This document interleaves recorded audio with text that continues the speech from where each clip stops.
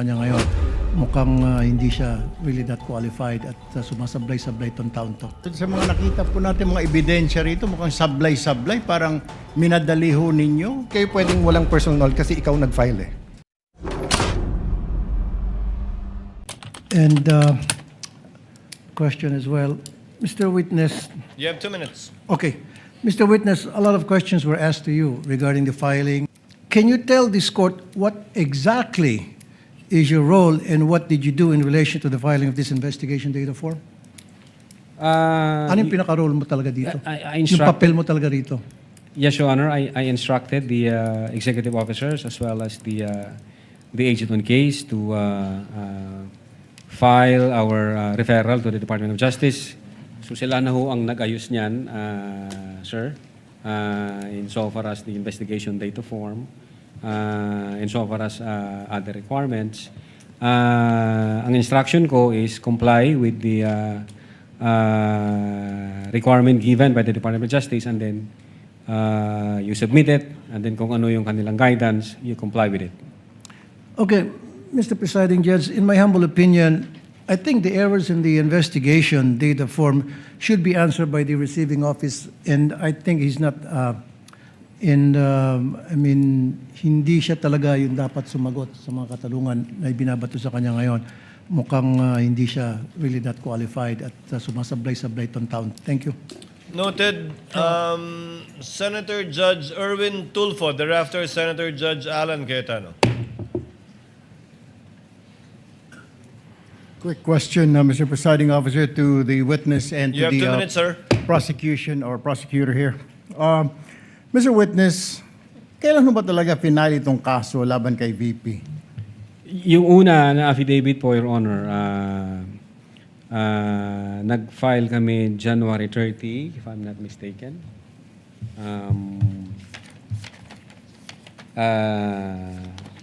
Taon po, anong taon? 2025, sir. 2025. And then nag-require po ang Department of Justice ng compliance dahil sabi nga nila nung una na certification insufficient for conduct of preliminary investigation and must be referred for a case build-up. Now, ang ginawa po namin, kinumply po namin yung kanilang mga requirements. And then, come 11 February 2025, niresubmit po namin yung aming affidavit of investigation, Your Honor. Nasaan na po itong kaso? Naisampa na po ba ng DOJ o hindi pa? I think ongoing po ang preliminary investigation. 1 year, preliminary. 1 year, over 1 year. January to January is 1, February, March, April, May, June, July. Is that normal for the DOJ to conduct a preliminary about over a year, Mr. Witness? Di ko po masasagot, sir. Hindi ninyo Sorry po. masagot. Sa Could it DOJ. be, hindi po kayo nagtatanong sa kanila, Sir, ano problema? Bakit hindi po pa naisasampa sa korte yung aming isinampang kaso dito sa inyo? Hindi ho kayo nagtataka? Ang alam ko, sir, Your No, Honor hindi po, kayo nagtanong po sa kanila kung bakit? May kulang pa po ba? DOJ, ano po ang kakulangan? Pag ang referral po, Your Honor, is nasa DOJ na, hands off na ho kami doon. Sila ho ang magde-decide noon kung paano nila ipaprocess yung dokumento. Kaya nga, hindi po kayo nagtataka. Hindi kaya, sir, dito sa mga nakita po natin, mga ebidensya rito, mukhang sablay-sablay, parang minadali ho ninyo. Ay kaya, nagkakaproblema ho tayo sa mga korte natin na i-dismiss sa mga kaso dahil kulang ang mga dokumento at parang minadali. But nevertheless, you don't have to answer me that. Let me direct my question now to the prosecutors. Mr. Prosecutor, Yes. ito po mga ebidensya na nakita ho natin, hindi pa ninyo ni-review na may mga nakita, hindi nyo nakita itong inconsistencies. Doon nga po sa sinasabi ng defense na pinirmahan, sinubscribe, pero mas maaga yung pagtanggap. Your Honor, as to whether we perused that, Your Honor, please, unfortunately, we were not party to the preparation of this No, but this was documents. submitted Yes, Your Honor. as evidence, right? Yes, Your Honor, Correct. please. Yes, Your Honor, please. That's why this Pero- witness is more than competent to answer that. But the main point of the prosecution, Your Honor, please, they already filed and complied with these requirements and addressed these defects, if you may, by filing a February 10, 2025 affidavit investigation. That's why, if you have observed our good Senator Judge, we have been objecting as to the relevance of this. Exactly because what is in contention now is the latest affidavit of investigation that is now pending before the DOJ, Your Honor, please. All right. And just a quick manifestation to the NBI. Mr. Witness, next time po pag nagsampa ho kayo ng kaso, make sure, kaya nga I was asking you kanina, I already have this feeling something is wrong dahil sobrang tagal na sa DOJ ng kaso ninyo. There's something wrong with the case. Siguro po, next time, make sure na yung kaso isasampa ninyo is airtight. Tama po. Kasi madidismiss yan. Yung mga kaso na medyo hindi po tight talaga ang kaso. Ano po? Yes, Your Honor. Sayang naman yung inyong pinaghirapan. Doon, ang dami natin nakita. Totoo po lang na nagmura ang vice-presidente, nagbanta ang vice-presidente. Sa ngayon naman po ako, nakita ko naman po yun. Pero pagdating po yan, usually pag sa technicalities tayo nagkakaproblema. Don't forget that. Yes, Your Honor. Quick manifestation. Thank you. Thank you, Mr. Presiding Officer. Noted, Senator Judge Erwin Tulfo. Senator Judge Alan Cayetano, you have 2 minutes, sir. Less than 2 minutes, quick clarification lang. So January 30, yung unang affidavit of investigation. Yes, Tama? sir. January 30, tapos February 5, yun yung sagot ng DOJ na may 7 notes. Yes, Your Honor. At February 5, yun din ang filing nung impeachment complaint against against Vice President Sara Duterte. And then, which you said wala kang knowledge doon. I'm just looking at the dates. Then February 10, yung revised na dun sa mga, ang ginamit ng DOJ word insufficiency, yung 1 to 7, na punuan, no? Or whatever the term is. So, ang sagot ng witness, sir, sagot mo yung February 3, baka attachment lang kasi nung una yon. Yes, sir, I think so. Sir. Pero hindi siya pwedeng attachment nung una kasi January 30 sinubmit yun eh.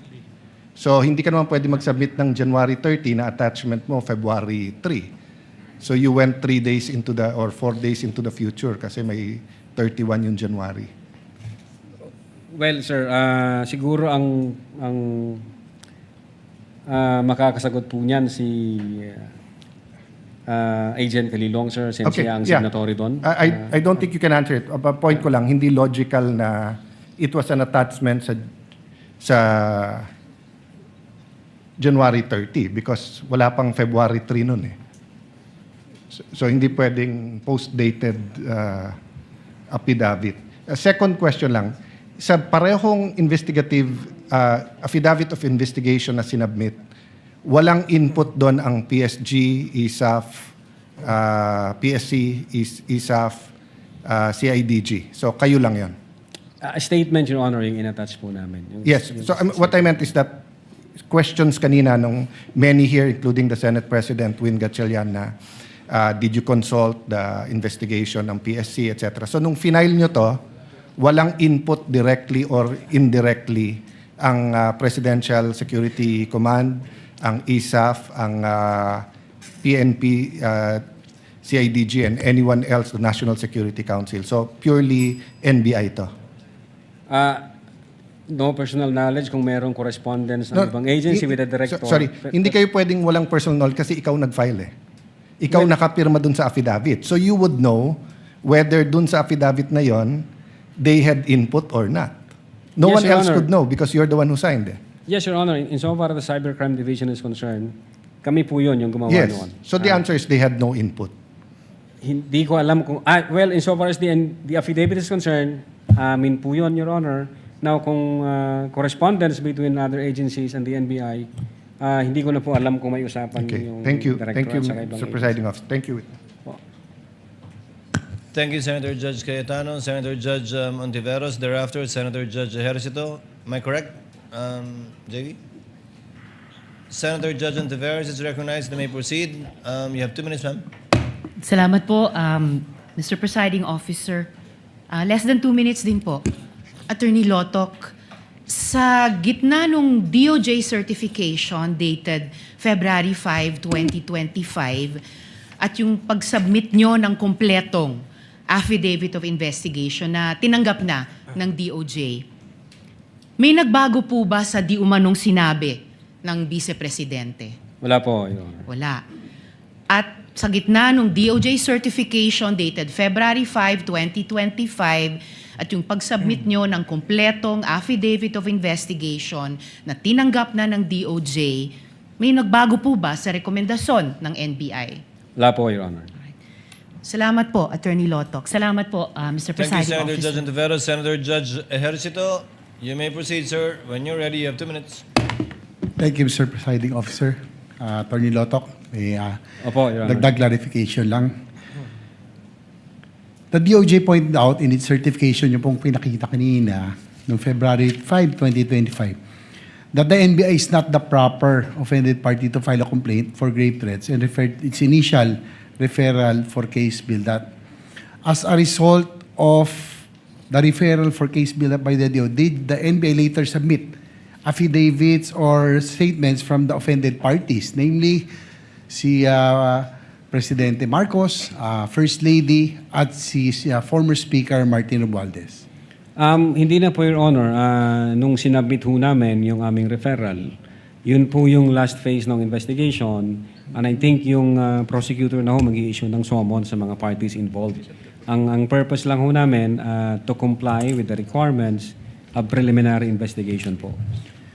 But earlier sa inyo pong statement, sinabi nyo na ang isa sa mga factors no sa pag-evaluate ng threat, if it is really serious, is through determination of the relationship no between the parties. Sinabi nyo po yun kanina. Yes po, Your Honor. So did you try at least to get the statements of the President, the First Lady, or the House of the Speaker of the House, former Speaker? Ang pinagbasihan po namin, Your Honor, yung official statement nila dun sa website ng Presidential Communications Office, and then yung public statement ng former Speaker during the plenary session on November 25, 2024, sir. So that was the basis yung pong nasa PCO website. So you did not bother to get the statements from the offended parties? I think nung nakita ko namin yung video na nag-issue ng statement yung presidente, na-establish ho namin yung requirement kung ano yung treatment ng presidente nung marinig niya yung utterances ng vice presidente. So, nung nakita namin yon na may reaksyon, ang sabi nga niya is nakakabahala.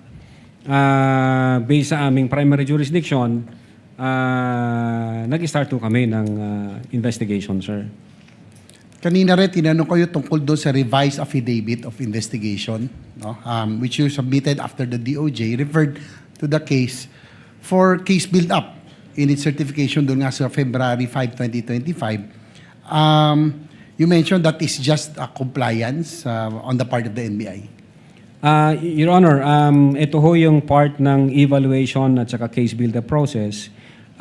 Pag nakita ho ng prosecutor na may kulang pang mga attachment para ho mabuo, maging pulido yung kaso, nagbibigay ho sila ng mga requirement. O NBI, kulang ka nito, i-comply mo to para maidakit natin sa preliminary investigation. So normal lang po yun, no? Sa investigation agency na magsabit additional evidence or revise the affidavits after the case is referred back by the DOJ for case build-up. As part po ng evaluation at case build-up process, nagtutulungan ho dyan, Your Honor, yung prosecutor and then yung investigator base doon sa requirement ng DC-15, Your Honor. You mentioned that, last point, Mr. Presiding Officer, you mentioned that the case before the DOJ is still ongoing. Yes po. So as of today, Attorney Lotoc, there is still no determination by the DOJ if the case referred by the NBI should be filed in court because there is prima facie evidence of reasonable certainty of conviction. Well, Your Honor, wala po kaming nare-receive na any updates from the Department of Justice. Ang alam po namin is nasa PI pa ho siya, preliminary investigation process, Your Honor. Thank you, Attorney Lotoc. Thank you, Mr. Presiding Officer.